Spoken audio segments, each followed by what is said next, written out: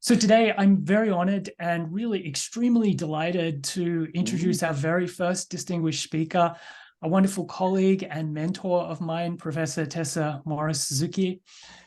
I must admit, it's really quite daunting being given the task of introducing a scholar who actually needs no introduction. I think it's fair to say that people working in almost every corner of our field at one point or another have or will come into contact with Tessa and her research. So given that, I won't even try to be comprehensive, but just let me give a few perspectives on Tessa's extensive body of work. So thinking about Tessa's contributions over the years, the adjective that comes to mind immediately for me is massive. Massive, of course, in terms of Tessa's really stunning productivity, but also in terms of the sheer breadth of her research. While I was preparing for this introduction, I realized that it would actually be possible to put together a syllabus on modern Japanese history using just Tessa's writings, which is quite mind-blowing when you think about it. But massive also, I guess, because of Tessa's role in shining a light on what we might call the peripheries, the underbelly, or the shadows of modern Japan. I'm sure that many here today, like me, were nurtured intellectually on some of Tessa's classic works of the 1980s and 1990s, like A History of Japanese Economic Thought or The Technological Transformation of Japan. A work that had a particularly great impact on me as a graduate student at Berkeley in the 1990s was Tessa's Reinventing Japan, which, as many of you know, is a classic collection of essays in which she systematically unpacks concepts of nature, culture, race, gender, and citizenship in Japan. And I know that this work appears frequently on course syllabi, including mine, around the world, even today. In recent decades, Tessa has become one of the preeminent historians of Japan in East Asia. Her focus has expanded from a critical attention to the peripheries of Okinawa and Hokkaido, and of course, the people living in those places, to include interactions with nearby countries like the two Koreas, in books such as Borderline Japan and Exodus to North Korea. More recently, Tessa has developed a really fascinating new line of research on what she calls living politics in Japan and more generally throughout Asia. And this is involved in investigation of the ways that people in Japan and elsewhere have been and are searching for alternative ways of comprehending and doing politics. And she has a wonderful recent book on this topic from Cambridge, which I highly recommend. Tessa graciously included me in this project on living politics, and it had a really formative effect on my own work on grassroots movements, particularly those operating between Japan and other countries throughout Asia. So I will stop there, but before I finish, let me mention another of Tessa's accomplishments that some in our field may not be aware of. Tessa is actually also an accomplished novelist, most recently with her work entitled The Lantern Boats, which is a historical novel set in post-war Japan. So I guess sort of connected to what you're talking about today, perhaps in some ways. It's a terrific piece of writing, which I highly recommend. And again, it sort of brings me back to the sheer massiveness of Tessa's accomplishments. Personally speaking, working alongside Tessa has been a constant reminder to me about, I guess, the responsibility to be consistently productive and also to be continuously searching for creative new research agendas. Not that my own work will ever be a faint shadow of Tessa's. So without further ado, I shall hand over to Tessa, whose distinguished annual lecture today is entitled Writing War, History in Occupied Japan and Its Echoes for Today. Over to you, Tessa. Thank you so much, Simon, for that much too kind introduction. And it's a real delight and a real honor to be able to give this talk to the Modern Japan History Association. I think the creation of this association is a really It's a terrific idea. It's a really timely idea, and I'm really looking forward to taking part in the association's activities over the coming years. So now I will just try and share my screen with you before I start on the talk. There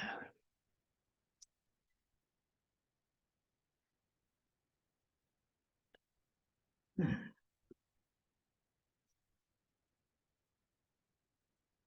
It is now a commonplace that a new Cold War has begun, brought upon the West by the aggressive partnership of Xi Jinping and Vladimir Putin. Thus wrote the former State Department official Elliot Abrams last year. I don't agree with Abrams' analysis of the causes of new regional tensions and growing regional tensions, but I do agree with his view that those tensions are real and they are increasing. And I think that the implications for East Asia, where the First Cold War never really ended, are very profound. So I feel that today the crucial task for scholars of the region is to mobilize our knowledge to resist the stereotypes and the fear and the loathing that fueled conflict during the First Cold War and that risks fueling it during the Second.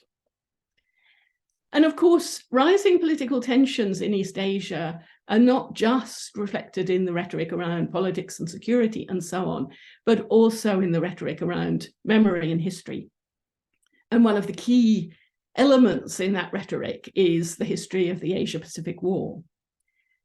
So we've had increasing nationalism in all the countries of the region, expressed in rewritings of history.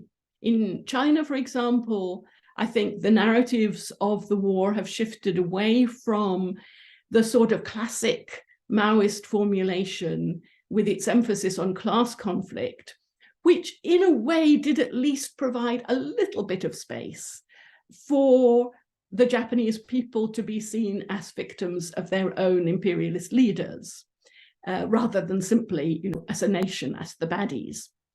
But particularly since the late 1990s, the Chinese authorities' emphasis on patriotism rather than on class conflict has been reflected in a widely disseminated vision of the Japanese, to quote Michael Yehuda, as the last and most cruel of the foreigners who had humiliated China over 100 years.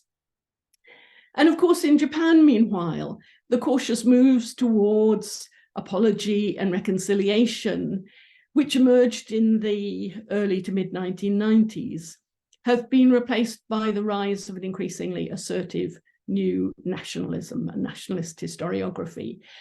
And I think particularly since 2012, that historiography has been backed up by the Japanese government, particularly through its well-funded strategic overseas dissemination policy, Senryakuteki Taigai Hasshin. And of course, many wonderful Japanese historians continue to develop critical perspectives on Japan's early 20th century colonial and military expansion, but I think they're doing that in an increasingly difficult environment.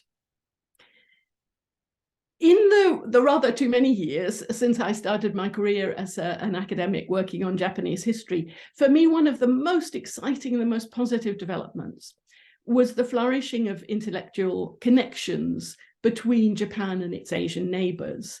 Really, I think from about the middle of the 1990s up until the early 2010s. And as you probably know, there were a wealth of networks and groups that came out of that. Things like the Forum on Historical Consciousness and East Asian Peace, initiated in 2002. The History Forum on Critique and Solidarity in East Asia, which existed from 2001 to 2006, and so on. I could name a lot of others. One really sad result of rising political tensions in our region has been a sort of retreat from that exciting momentum towards cross-border exchanges of ideas. So many of those groups have now either ceased to operate or otherwise they're, struggling to stay alive. And on the other side of the equation, of course, in the past couple of decades, we've witnessed a new rise of historical revisionism or denialism, as I would often call it. And a key focus of that has been discussion about the historiography of the occupation period. So in other words, a central argument of today's right-wing denialists in Japan, and I should say that that kind of hardcore of denialists in writing in Japan or in the Japanese context are predominantly Japanese, but not solely Japanese. So they include some Americans, Koreans, and others. A key element of their argument is that the Japanese population was brainwashed by the occupation authorities, and particularly by the occupation's so-called war guilt information program, into a kind of unmitigated and unjustified shame about what had happened during the war. And of course, the corollary is now it's time to undo the effects of that brainwashing and regain Japan's pride. To quote from one journalist come academic, during the occupation period, the Americans psychologically dismembered Japan in a Stalin-like program of brainwashing. Japanese were taught to forget their history and then to hate what little of their country they were still allowed to learn about. What I want to argue here is that the period of the occupation was crucial because it was the era when historians first struggled to make sense of the disastrous events of the war. And I agree that the historiography that came out of that period has had a lasting effect on the way that the war's remembered to the present day. So I do think that understanding occupation era history writing is crucial to understanding today's history wars. And when I use the word history wars, I'm thinking above all of the history wars taking place within Japan itself, between different groups, a sort of struggle for truth and memory in Japan.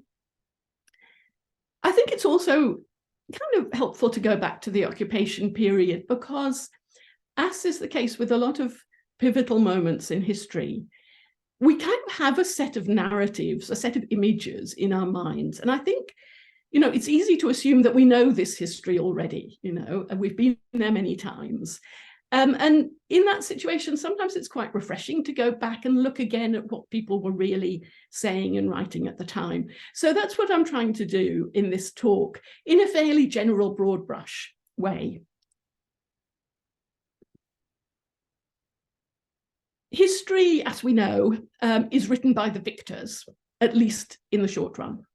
So when the forces of the US and its allies arrived to take control of a war-devastated Japan in 1945, one of their main aims was to reshape not only Japan's future, but also its past. And the two things, of course, went together. So democratizing Japan involved trying to reshape the way in which Japanese people understood their own history.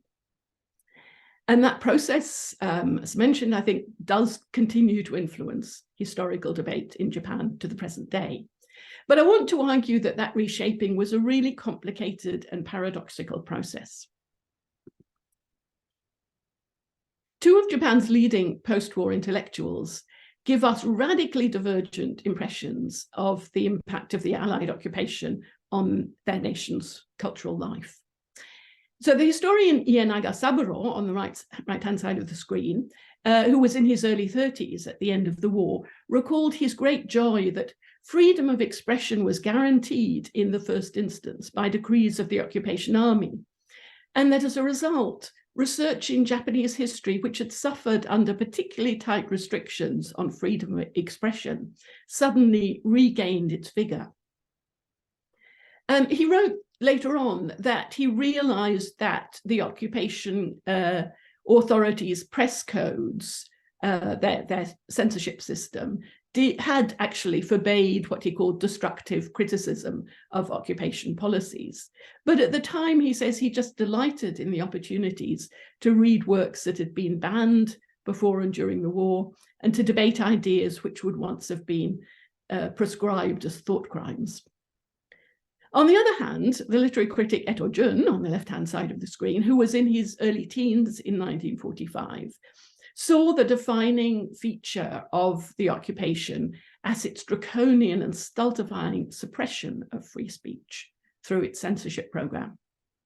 Writing in the 1980s, Eto enumerated the long list of topics that were flagged as targets for censorship in the so-called key logs, which the occupation forces produced. So it was a long list of topics which were to be removed from publications.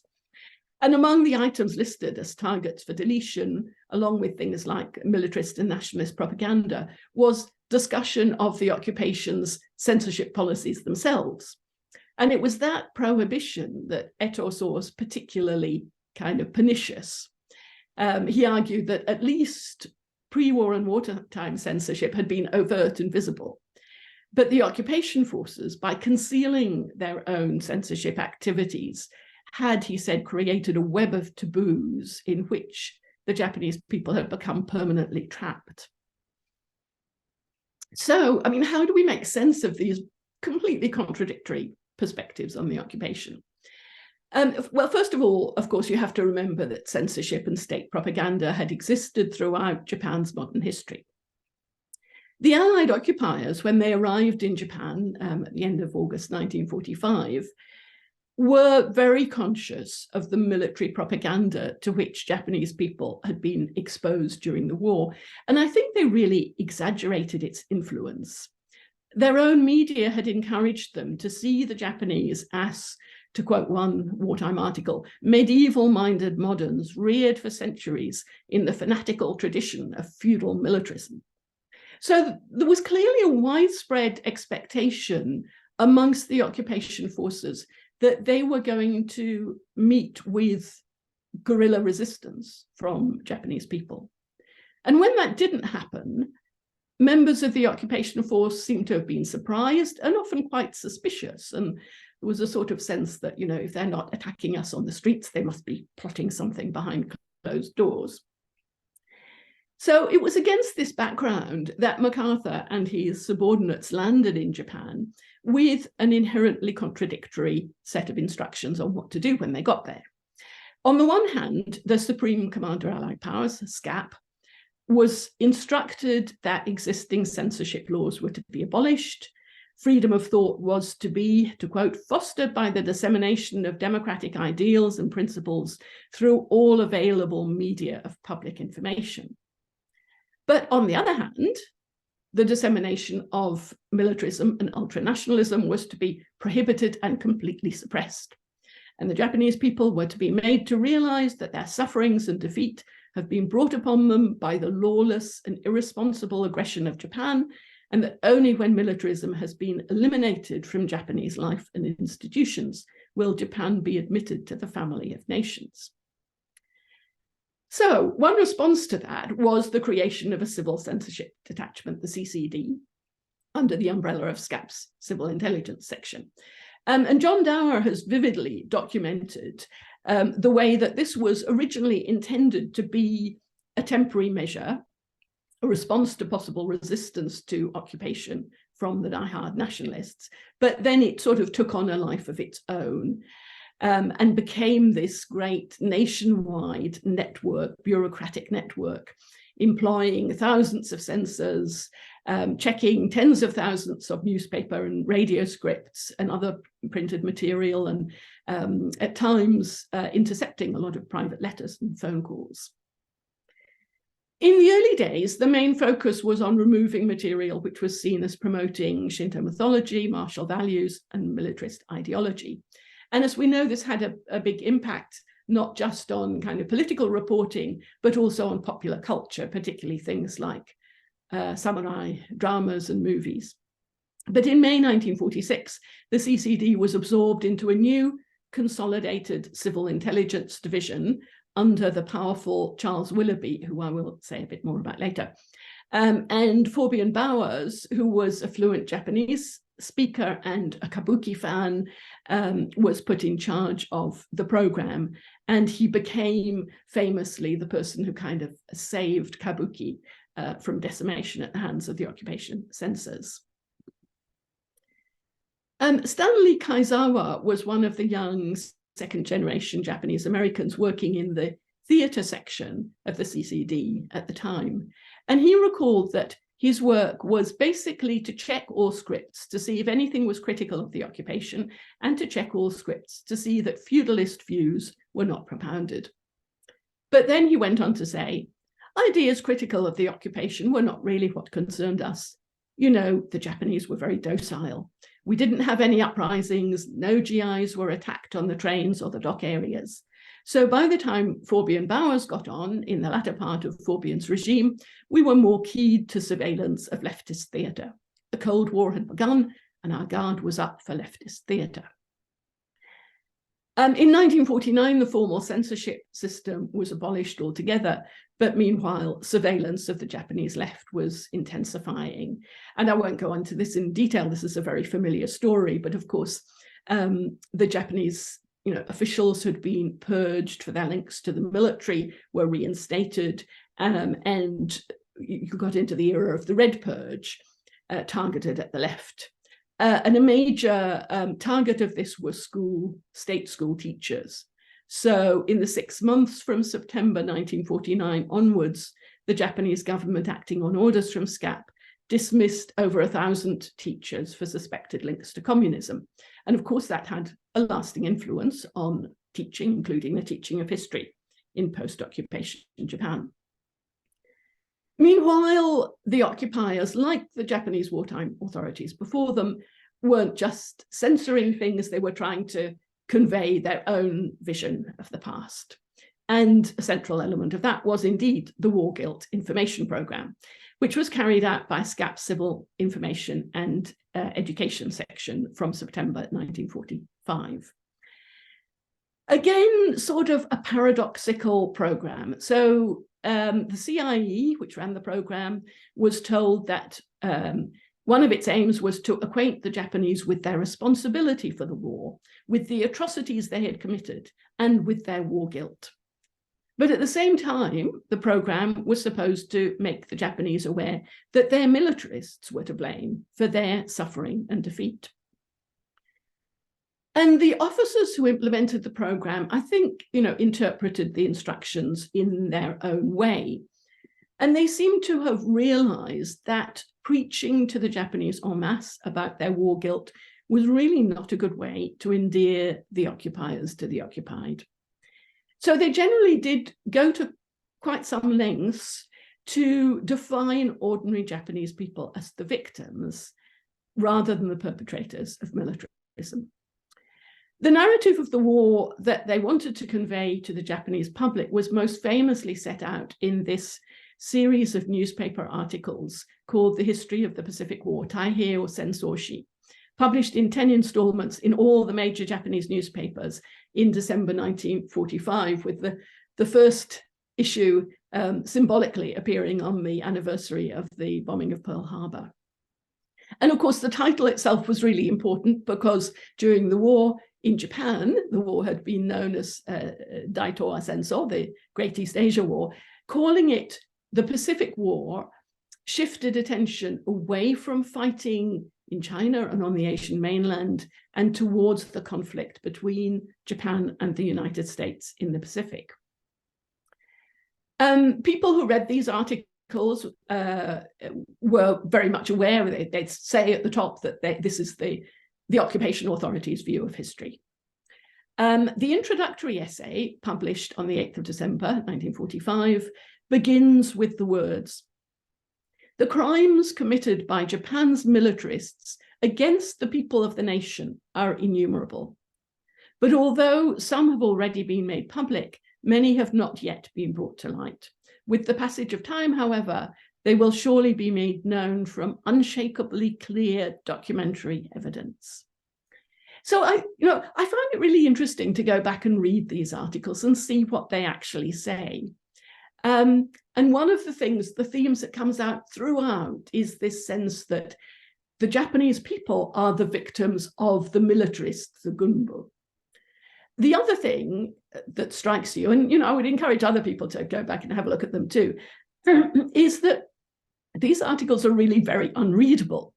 I don't know how many people actually did read the Pacific War, the history of the Pacific War, either in newspaper form or later when it was published as a book. But you have to think, December 1945, this was a time of, disaster in Japan. Most people were struggling to survive, really. And you can't help feeling that not many people would have had much time to read through this quite turgid prose written by the SCAP historians. So the historical narrative began by documenting the suppression of freedoms within Japan itself, the arrests for thought crimes, the acts of violence and assassination carried out by radical militarist groups. Then it goes on to the Japanese takeover of Manchuria, Japan's full-scale invasion of China, and so on. And it does highlight the Nanjing massacre, in which we are told over 20,000 civilian men, women, and children were killed. I think many people would put the figure higher these days. Readers were told that, their government could have kind of saved them from war by negotiating, but the militarists prevented this. And then you go on to the attack on Pearl Harbor, the invasion of Southeast Asia, and so on. What strikes me about the remaining articles in the series is they're very dry. They're very detailed accounts of military engagements between Japan and the Allies, particularly the US, in the Pacific. Fighting in China fades from the picture. The spectre of war crimes does reappear in discussion of Japanese military mistreatment of POWs and of civilian detainees, particularly in the Philippines. But throughout, the aim is clearly to demonstrate to the Japanese public how their own military leaders and media misled them by feeding them lies, basically. And the blame is focused very firmly on the figure of Tojo Hideki, the wartime prime minister.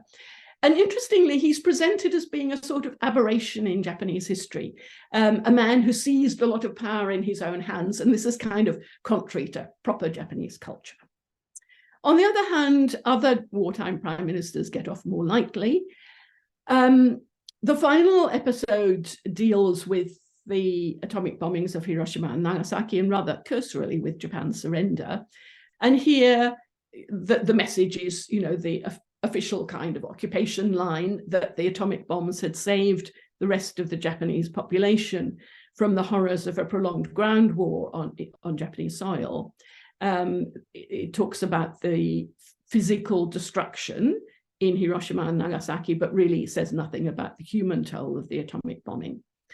And of course, there are other silences as well.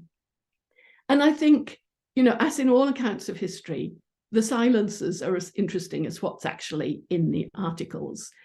And you will not be at all surprised to hear that one of the most notable silences is the part played by Emperor Hirohito, who hardly appears in the articles at all. And I think we can say that a crucial, though perhaps unspoken, aim of the War Guilt Information Programme was to circumvent possible discussion of the war guilt of the emperor by focusing a steady beam of attention on Tojo and the Gunmu. So, in a way, going back and looking at it again, you can see that the War Guilt Information Programme was really as much about who is not guilty as about who is. And the not guilty are the emperor, and also, generally speaking, the Japanese people as a whole. Who is guilty is Tojo and the Gunmu, the military faction. As I say, this may not have been very widely read, but there was another version of the same story that was more influential. And that was the radio program Shinso wa Koda, literally, this is the truth, but more commonly translated as the truth can now be told, which was broadcast on NHK from the 9th of December 1945. And this actually, it had various spin-offs that went on being broadcast into 1948. And Shinso wa Koda was essentially a sort of dramatized version of the newspaper articles. It follows the same narrative structure, but the difference is that it's presented in a somewhat more digestible form as a dialogue between a narrator and Taro, who is the Japanese everyman, kind of representing the Japanese people who are finding out the truth and going, oh my goodness. So you can get a sense of this radio program from, I'll just give you a brief extract, which is about the Battle of Okinawa. And it goes like this. Narrator: the number of Allied soldiers killed in the Battle of Okinawa was 6,990, and the number of wounded was 29,598. Taro: do you think those figures are correct? Narrator: there can be no mistake about them. Why are you asking? Taro: wow, I thought the newspapers said that the Battle of Okinawa inflicted greater damage on the enemy. Narrator: I guess they may have said that. That's because the military headquarters in their desperation were telling a pack of lies. So it's this, trying to say you have been lied to all along. Not all listeners were persuaded. NHK and the actors who performed the roles in the dialogue were inundated with letters of complaint, many of them accusing the actors of betraying their nation, and the number of thank you letters was much smaller. So I think we can say that if this was brainwashing, SCAP's techniques left something to be desired. The SCAP CIE also tried to convey a similar narrative of the war to the Japanese public by ensuring that the press reported on the Tokyo war crimes trials, which opened in May 1946. So they organized a lot of press conferences to try to get the story of the war crimes trials into the newspapers. But here again, I think the silences are significant. There was a very strong focus in these press conferences about evidence on the leading military figures, Tojo particularly. Issues like the Nanjing massacre were also covered. But of course, the emperor was not, because the emperor was not on trial. And also, as Totani Yuma has pointed out in her very interesting book on the Tokyo war crimes trials, the trial court did, for example, also hear evidence of sexual violence against women and forced prostitution, as it was then called, not just against European civilian detainees, but also against local civilians in Indonesia. So it was the Dutch prosecutors who brought up this topic at the Tokyo war crimes trials. But this did not get into the Japanese media at all, because on the one hand, SCAP was not, interested in highlighting this issue. And on the other hand, as Totani points out in her book, the way the evidence was presented at the trial was, it relied on a lot of complicated reports which journalists would not have had ready access to. So it was not very easy for journalists to understand the details.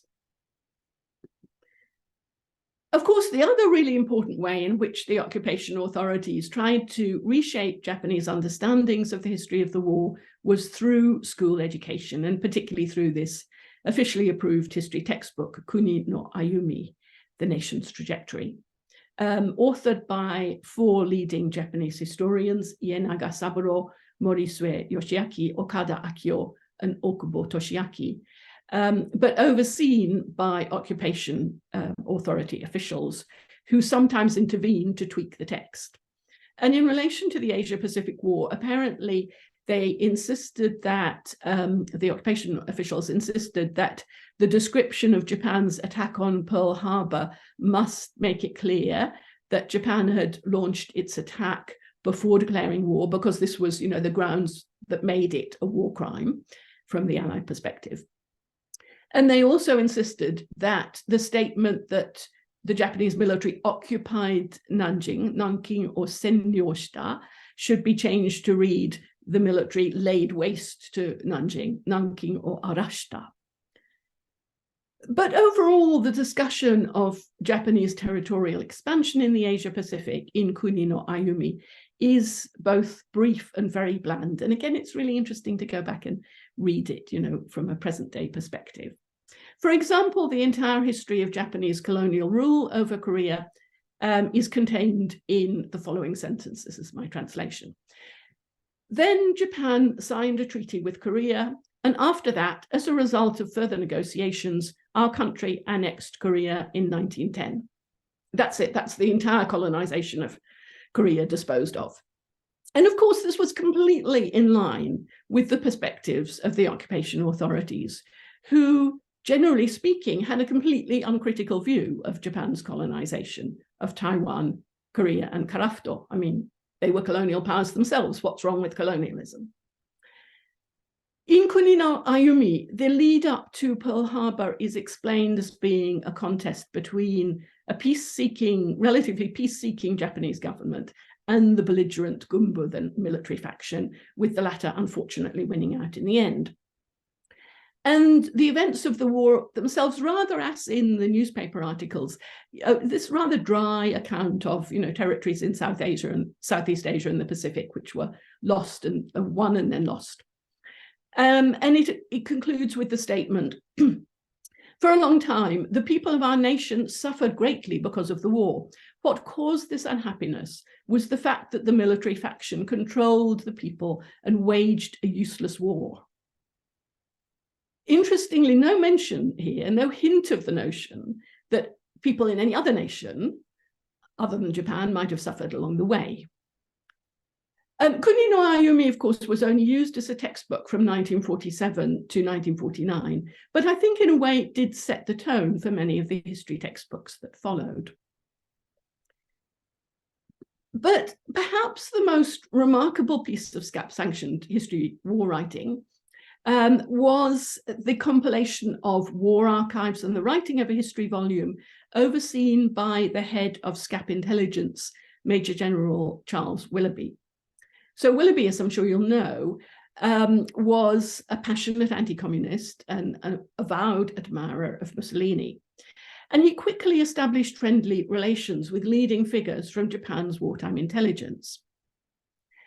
While the CCD was deploying its key logs and trying to weed out references to militarism and nationalism in the press and so on, Willoughby was creating a historical materials section attached to SCAP's demobilization board, which was headed by Hattori Takushiro, no less than the former secretary to Tojo Hideki and the chief of the operations section of the Japanese military's general staff. The official role of this group was to collect and analyze Japan's wartime archives and to write a history of the war.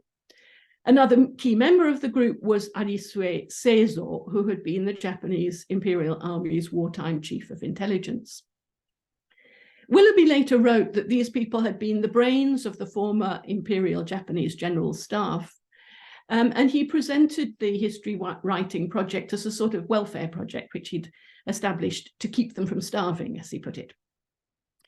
His unrealized ambition was to use this group as the nucleus for a future Japanese army.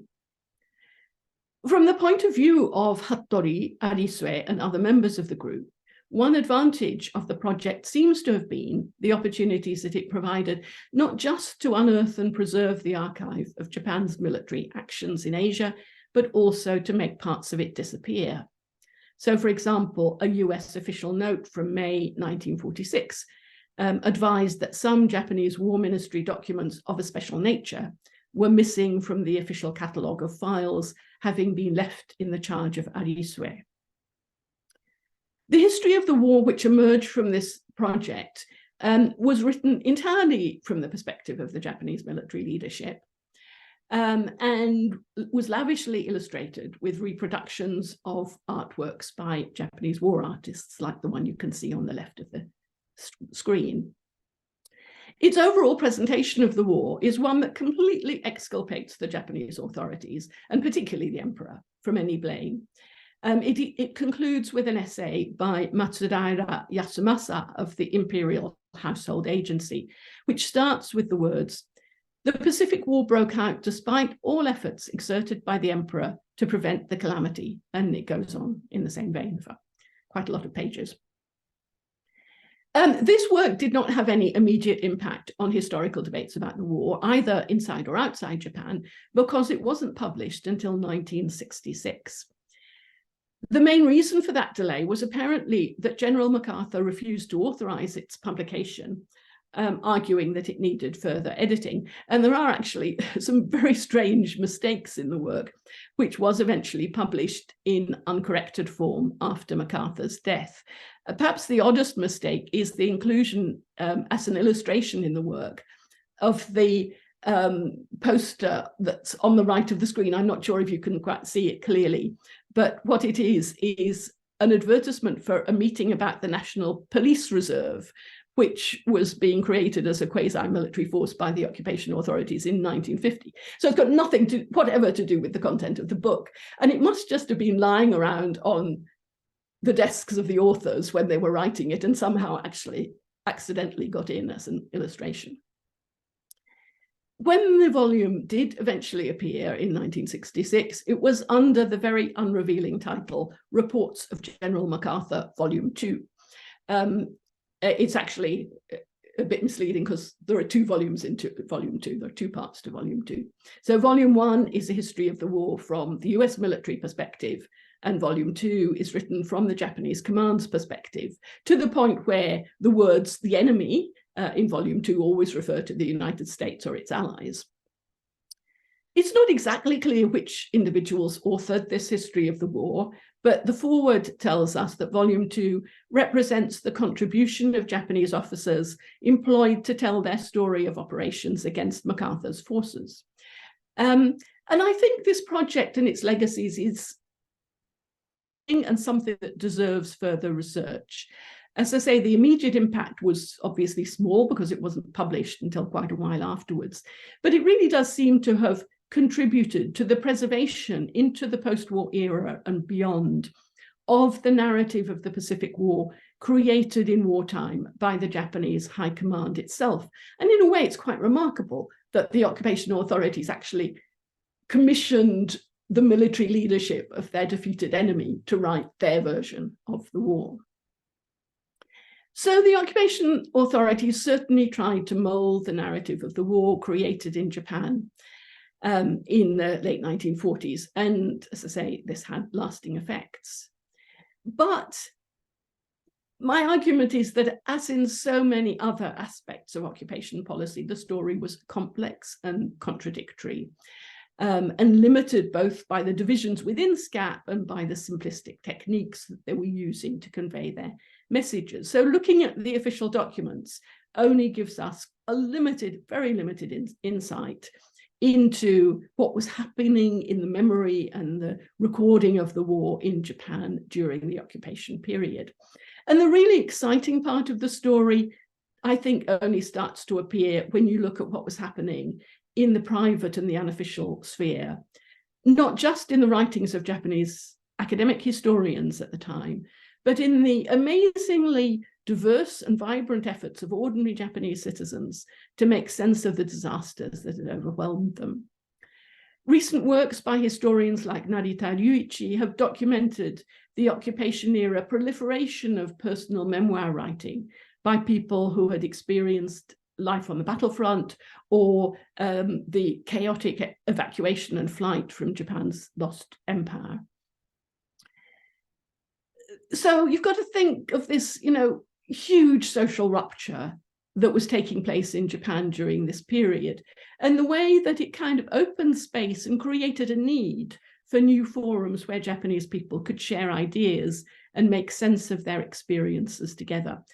One of the results of that was the growth of the Sakuru Undo, the circle movement, the proliferation of a range of groups that discussed a whole raft of issues: workers' rights, cultural creativity, women's rights, but also, in a number of cases, the sharing of the memory of war and the reflecting on the historical meaning of the war. These groups were very diverse, very vibrant.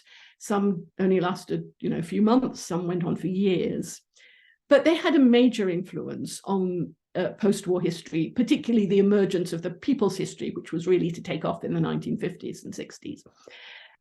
For reasons of time, I can't go into them in detail, but I did just want to highlight one example, which I find particularly fascinating. And there has been some writing about this, but again, it's good, I think, to go back and look at what this particular group was doing. So in April 1947, in Nagano Prefecture, a small group of young men who'd been demobilized from the armed forces at the end of the war started to produce a little newsletter called Mume no Hana, the nameless flower. For them, defeating the war had been an existential crisis. They were in a state of trauma, and of course, you know, in those days, no trauma counseling. A central figure in the group was Shiratori Kunio, who had been in his teens and undergoing training in the Imperial Navy's accounts section when the war ended. So he hadn't actually seen action, but he and other members of the group were tormented by the fact that they promised to die for the emperor. They'd been seen off by their communities, promising to go and die for the emperor and the nation. Many of their comrades had indeed gone to their deaths, but they'd survived.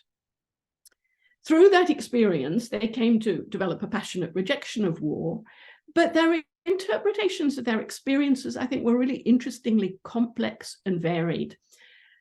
In 1949, they changed the title of their journal to Yamanami, Mountain Ridge.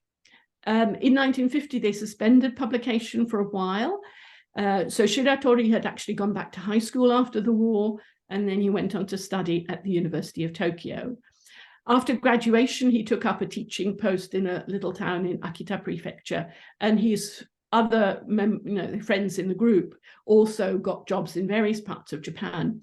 And this created an almost nationwide network of small groups in Nagano, Akita, Tokyo, Tsukuba, Nagoya, Shikoku, and elsewhere.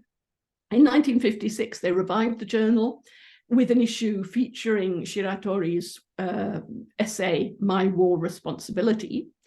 And in 1959, they held the first of a series of meetings bringing together the groups from across the country. And the quest to develop their own distinctive approach to war responsibility was central to the group, but it was complex. There were several features that I think make it really relevant to us in the present day.